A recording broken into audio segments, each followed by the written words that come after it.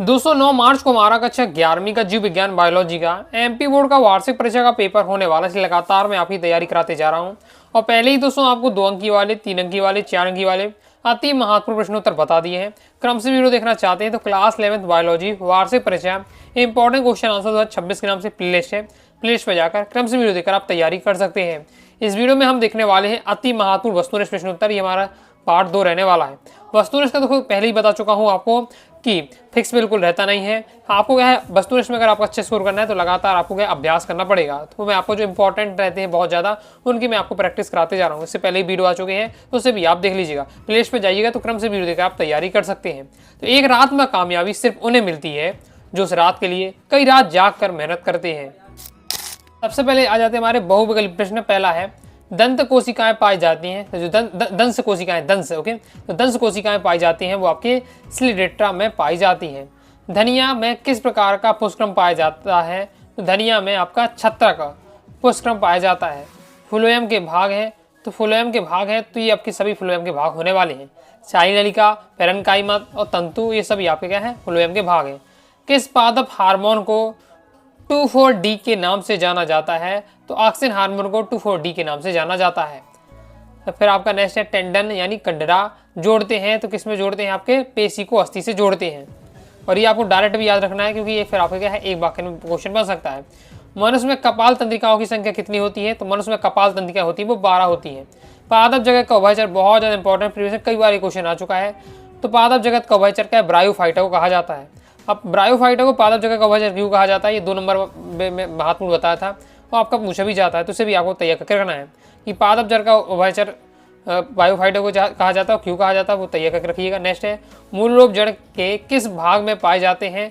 तो मूल लोब जड़ के परिपक्न क्षेत्र में पाए जाते हैं। रंध्र की संरचना में कौन से भाग दिखाई देते हैं? तो रंध्र की संरचना में रक्षा कोशिका भी दिखाई जाती है, सहायक कोशिका, क्लोरोप्लास्ट, ये सभी तीनों दिखाई देते हैं। पौधों की पत्तियों में उपस्थित प्रकाश संश्लेषी वर्णक है।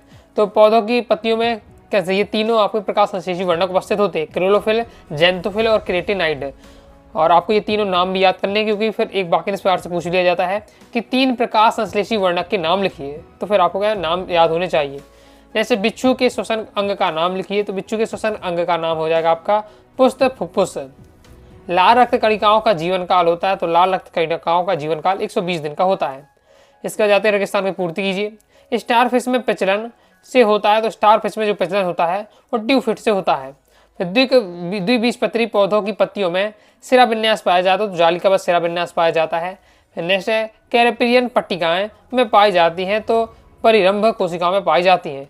नेक्स्ट है डेडस फलों को पकाने के लिए उपयोगी है, तो हार्मोन फलों को पकाने के लिए उपयोगी है। तो एथिलीन जो हार्मोन है वो फलों को पकाने के लिए उपयोगी होता है। इंसुलिन की कमी से रोग होता है, तो इंसुलिन की कमी से मधुमेह यानी डायबिटीज जिसे कहते हैं, रोग हो जाता है। फेफड़ों की रचनात्मक व क्रियात्मक इकाई होते हैं कूपिकाएं, बहुत ज़्यादा इंपॉर्टेंट है, हाई चांस है किसी न किसी सेट में ये क्वेश्चन जरूर आने वाला है। फेफड़ों की रचनात्मक व क्रियात्मक इकाई कूपिकाएं हैं। नेक्स्ट डेडस में पादप और जंतु दोनों के लक्षण पाए जाते हैं, तो यूग्लिना में हमारे क्या पादप और जंतु दोनों के लक्षण हमें देखने को मिलते हैं। नेक्स्ट है पुष्प का नर भाग कहलाता है, तो पुष्प का नर भाग पुंवंग कहलाता है। इसके साथ ही जो आपका मेन यहाँ इंपॉर्टेंट रहने वाला है वो आपका ये रहेगा द्विबीजपत्री पौधों की पत्तिकाएं जालिकाबद्ध सिराविन्यास पाया जाता है। प्रीवियस में आ चुका, तो इसे भी आपको तैयार करके रखना है। तो पुष्प का जो नर भाग होता है वो पुंवंग कहलाता है। नेक्स्ट एक बीजपत्री मूल में प्रकार के संबंध मंडल पाए जाते हैं, तो बंद प्रकार के संबंध मंडल पाए जाते हैं। ग्लाइकोलाइसिस की प्रक्रिया में संपन्न होती है, तो ग्लाइकोलाइसिस की प्रक्रिया होती है कोशिकीय द्रव्य में संपन्न होती है। कई बार बता चुका, क्वेश्चन आंसर भी मैंने आपको बताया था, तब मैंने इसे कवर करा दिया, तो तैयार करिएगा। मानव के फेफड़े भच्ची गुहा में स्थित होते हैं। मनुष्य शरीर में पाई जाने वाली सबसे छोटी अस्थि हो जाती है हमारे स्टेपीस। अब दोस्तों हम देखने वाले सत्तर पहला हमारा एम्फरलिजियस नाइजेरिक खाद्य कवक है, तो आपका ये असत हो जाएगा। मूल टोप जड़ के शीर्ष की रक्षा करता है, तो सत्य हो जाएगा। कोशिका सिद्धांत का प्रतिपादन रॉबर्ट ब्राउन ने किया था, तो ये आपका असत हो जाएगा। पारुविक अम्ल में 3 कार्बन परमाणु होते हैं, तो सत्य है। फेफड़ों में गैसीय विनिमय साधारण विषण द्वारा होता है, तो ये भी आपका सत्य है।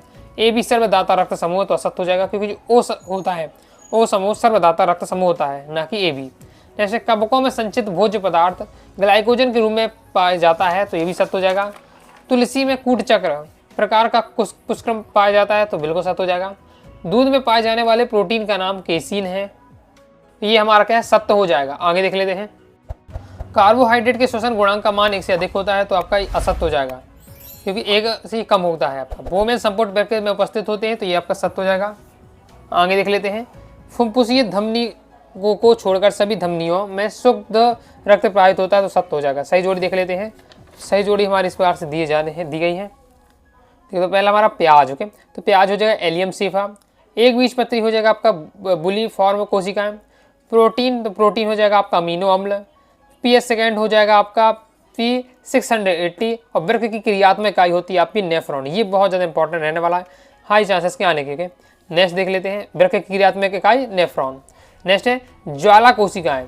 तो आपका ज्वाला कोशिका कहते हैं हम आपका प्लीहेंथिस को रंध्र हो जाएगा आपका पत्ती में।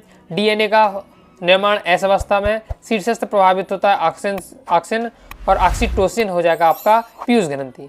इसके बाद आ जाते हैं एक शब्द एक भाग में उत्तर देना है।